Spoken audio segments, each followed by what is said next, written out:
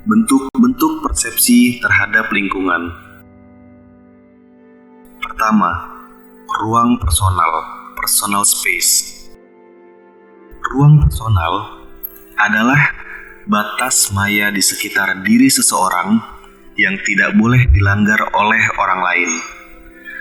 Ukuran ruang personal ini berbeda-beda, tergantung hubungan, usia, jenis kelamin, kepribadian, dan budaya. Edward Hall membagi ruang personal menjadi 4 jarak, yaitu jarak intim, personal, sosial, dan publik. Ruang ini merupakan jarak fisik dan sarana komunikasi nonverbal. Maksudnya, setiap individu itu punya batasan atau punya boundaries yang gak bisa dilihat. Individu punya jarak untuk orang terdekat. Ada jarak untuk teman dan ada jarak untuk orang asing. Kedua, privacy. Privacy adalah keinginan seseorang untuk tidak diganggu, baik secara fisik maupun psikologis. Privacy mencakup keinginan untuk menyendiri, menjaga kerahasiaan diri, serta mengontrol informasi pribadi. Setiap individu memiliki kebutuhan privasi yang berbeda-beda, tergantung kondisi dan situasi. Ketiga, territoriality. Teritorialitas adalah wilayah nyata yang dianggap sebagai milik seseorang. Teritori bisa berupa rumah, ruang kerja, ruang kelas, hingga ruang publik. Pelanggaran terhadap teritori seringkali menimbulkan konflik, meskipun tidak disadari. Keempat, kesesakan dan kepadatan. Kepadatan adalah kondisi objektif, sedangkan kesesakan adalah persepsi subjektif terhadap kepadatan.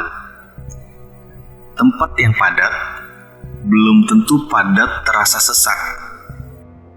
Kesesakan muncul ketika kepadatan menghambat tujuan atau interaksi sosial seseorang.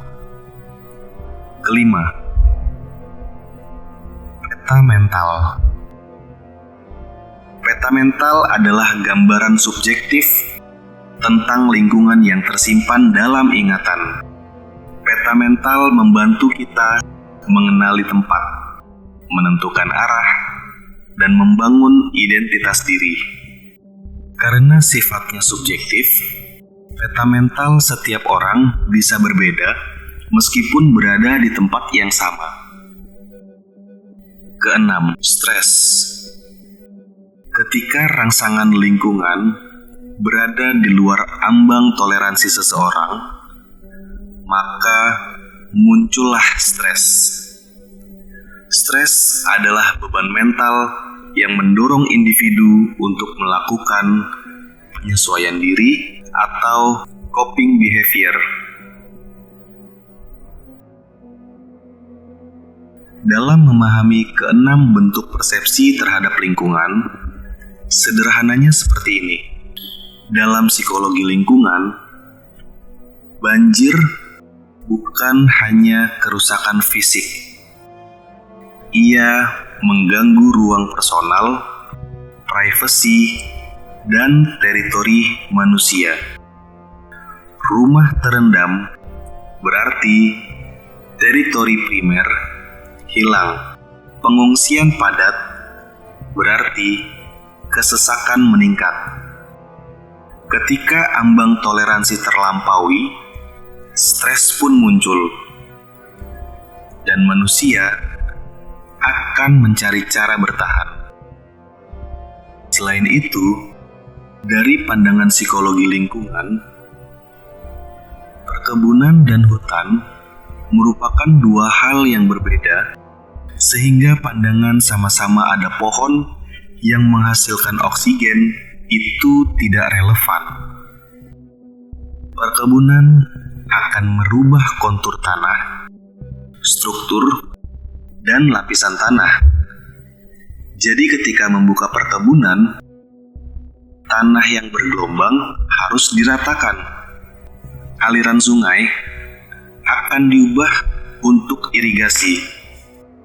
Hal ini akan mengubah kontur daratan secara keseluruhan. Perkebunan membutuhkan pupuk yang secara alamiah tidak boleh ada di hutan karena bisa merubah unsur hara di dalam tanah sehingga akan merubah ekosistem di atas perkebunan. Perkebunan itu monokultural. Oleh karena itu, tanaman atau organisme lain yang tidak dibutuhkan akan dibatasi, bahkan dimusnahkan.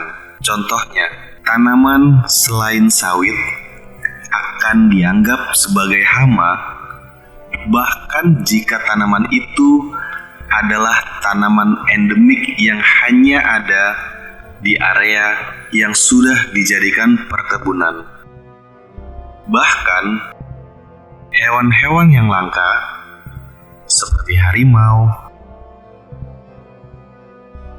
badak, gajah, cendrawasih, orang-utan, dan serangga endemik hanya bisa ditemukan di area tersebut, akan dianggap hama dan harus disingkirkan dari area yang dijadikan perkebunan.